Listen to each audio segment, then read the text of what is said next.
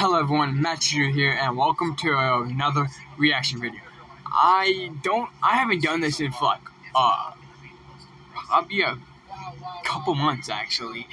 But the one that we're gonna be reacting to today is the meanest versus the nicest celebrities by this YouTuber called Sunny V2. And let's just jump right into this. Okay. 5 nicest celebrities and who are the 5? Who are the 5 nicest celebrities and who are the 5 meanest? I can tell you the meanest one I ever met. Uh-oh. Her name is Ellen DeGeneres. But while all the evidence points to Ellen being awful, Adam Sandler is always highlighted as being incredibly kind. Take for example... See, here's the thing I learned. I always thought that one woman from the Ellen show, she always seemed nice, but turns out behind all that shit, I guess she's a total biatch, I'm gonna say. The time he was refused a table at IHOP after the server failed to realize it was Adam Sandler asking. Embarrassed, the server shared the CCTV to TikTok, prompting Adam Sandler to meet with the waitress personally, while joking about the rejection by stating, "For the record, I only left the IHOP because the nice woman told me the all-you-can-eat deal didn't apply to the milkshakes," although fans were impressed for a slightly different reason. It's very humble of him to not assert that he's a celebrity and ask for special treatment. He acted just like a regular customer and didn't challenge anyone. I respect him for that, with his humble attitude extending to wedding photo bombs, and that time he randomly appeared for some chicken. Hi guys. No way.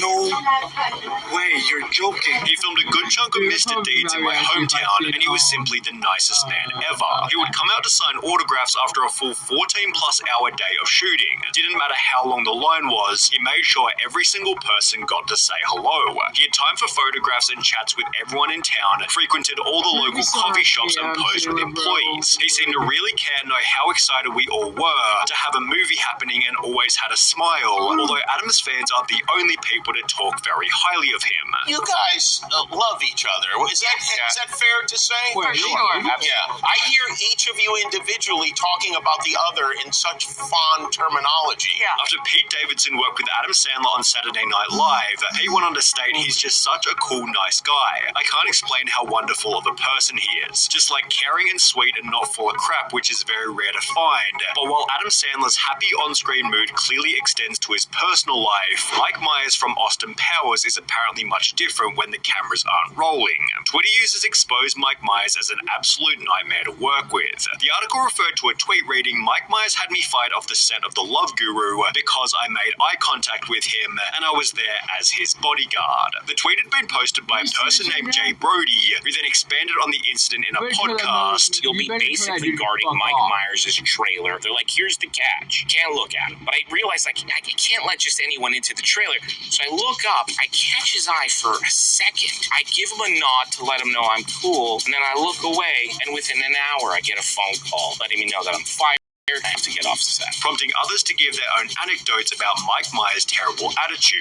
I was an extra in Love Guru and remember being told we can't make eye contact with Mike. When I tell people this, they don't believe me. Thanks for confirming. People always wonder why there weren't more Austin Powers movies, but never realize how many stories there are like this about him.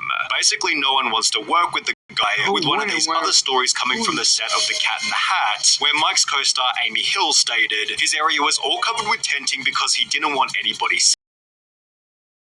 Just the worst, I was miserable. Hill also revealed how Diva Myers selfishly kept everyone waiting for hours, overruled the director, and even had someone standing by, just holding his personal chocolates in a dish. It was just a horrible, nightmarish experience, although people have only ever said the opposite about Steve Buscemi. Buscemi worked as a New York firefighter before quitting to pursue acting, although when the Twin Towers were destroyed on September 11, Buscemi walked into his old fire department to volunteer, working 12 hours a day for a week straight in the hopes of finding survivors. He called his old firehouse, then receiving no reply, headed to the site, where he found his former engine company. I asked if I could join them, he said, adding I could tell they were a little suspicious at first, but I worked with them that day. It was a privilege to be able to do it. It was great to connect with the firehouse I used to work with and with some of the guys I worked alongside. Note, this was in 2001 after he was already extremely famous from movies such as Fargo, yet according to an independent article on his volunteering, very few photographs and no interviews exist because he declined them. He wasn't there for publicity. Wouldn't you think think you were hallucinating if Steve Buscemi helped you out of the rubble. What a great humble guy, with a Reddit comment then offering a slightly more personal story. I used to serve him all the time and he never once was a diva. Always had a smile on his face, and I mean I don't even think he once had a complicated order. He always ordered the most simple thing on the menu and always tipped 20+%, not to mention Buscemi gets extra credit for being close friends with Adam Sandler. However, it seems Jerry Seinfeld was left out of the party, given every clip of him I've seen outside of his shows is just him being an unlikable douche with an ego the size of a small country. This sentiment began with a Larry King interview from 2007. I went off the air. I was the number one show on television, Larry. Do you know who I am? 75 million viewers. Last episode. What? Okay, no, I've seen that video before.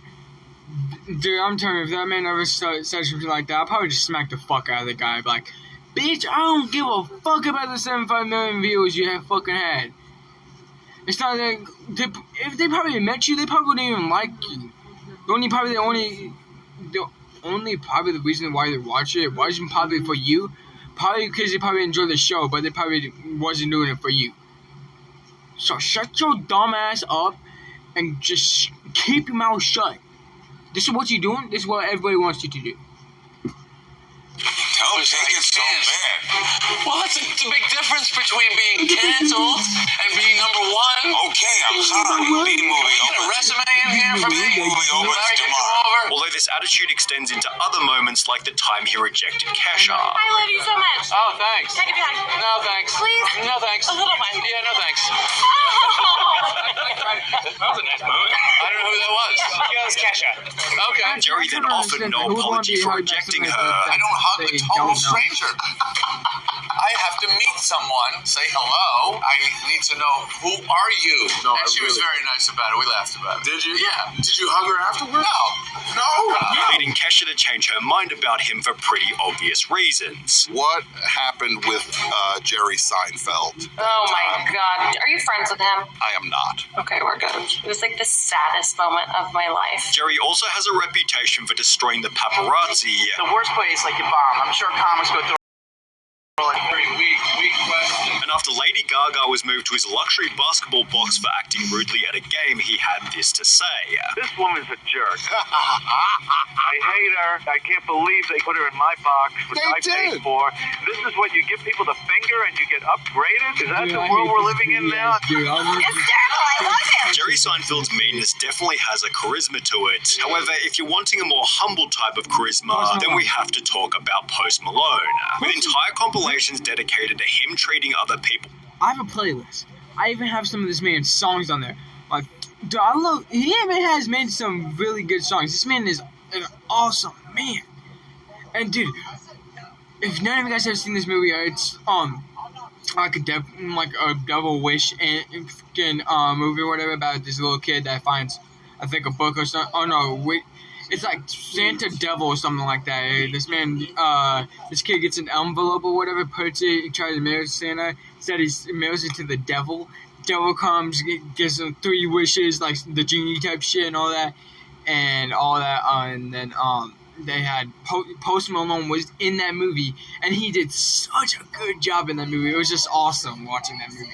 Kindly, there are almost too many wholesome moments to choose from. Did you draw this? This is awesome. His song Sunflower was also pretty good. There was that time he went out of his way to greet a 21-year-old having his first beer, or that time he gave his $5,000 guitar to a fan after a concert. You want a guitar? It's like a $5,000 guitar, so you have to promise me. Okay, 5,000. Why would you want to spend 5,000 on a guitar? Like, god damn, bro. Even though it might be good, 5,000? A guitar does not cost more than a fucking PC. An electronic, bro. Like, is that fucking, is that guitar like a hologram? Or holographics or some shit like that? Futuristic guitar? 5,000 and you spend that shit 5,000 on a guitar. Yo, that would not be me.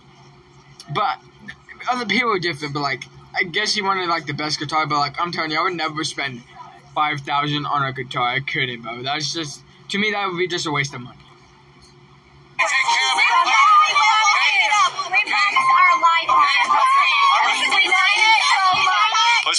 paparazzi in the opposite way to Jerry Seinfeld. Boss, I want you to know that I really like your music. Thank you so much, man. Thank you so much. Yeah, that means a lot to me. Can you say hello to Nicole? Hi, Nicole. Love you guys. And when this fan somehow made it past security, Post Malone hugs the guy and treats him respectfully before he's taken off the stage. In a different instance, Post Malone let a fan come on stage to play the guitar part in Stay, and it's therefore no surprise that fans have told anecdotal stories. Before I finish this, the new short I made, that was in 3 hours, we got like 1.5k views. That is crazy, guys. So please keep it up. I don't care on how many views we get. Just one view would do it enough. Just for me, just one viewer? Awesome. I don't care on how many views I get, just as long as people like my videos.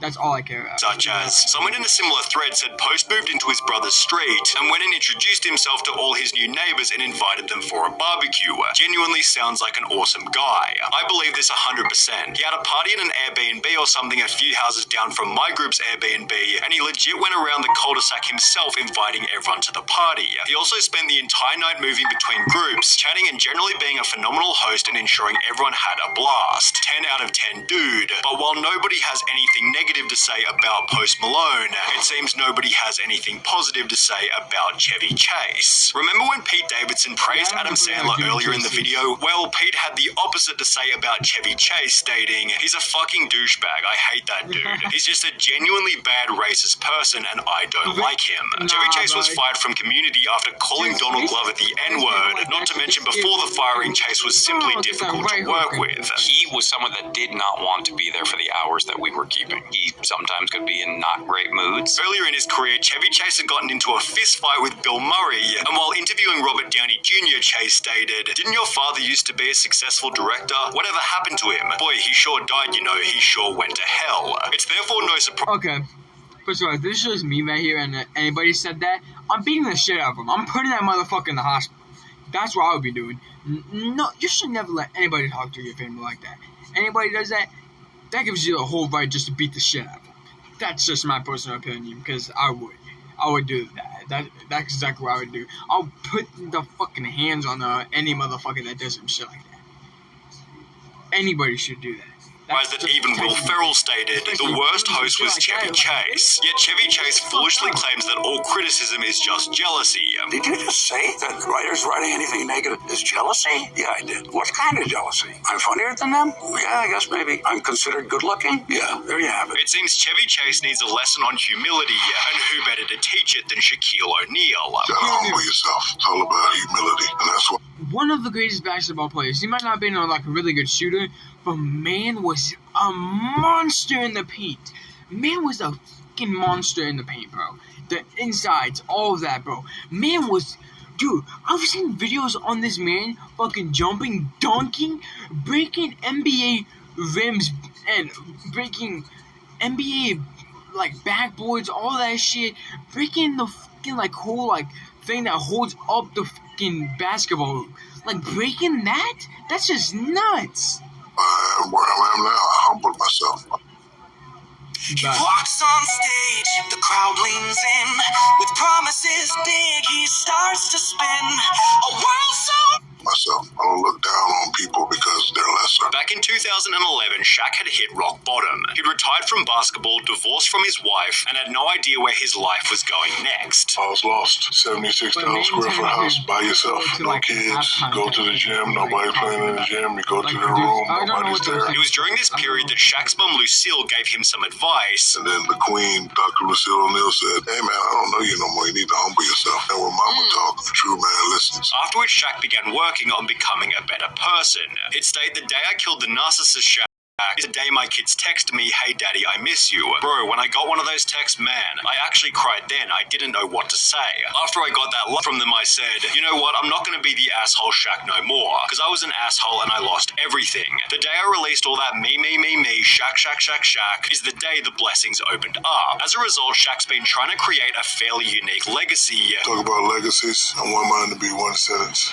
Shaq was a nice guy. Which has been aided by his random acts of kindness, purchasing bikes, shoes, shoes and laptops for less fortunate children. It seems the only people Shaq won't give money to are his own kids. Because I believe in respectable nepotism. You get all A's this next semester, you can get whatever you want. So he gets all A's, and I was like, go to the dealership and pick one. Then I get a call from Tesla. I said, man, you better take your ass across the street to Honda.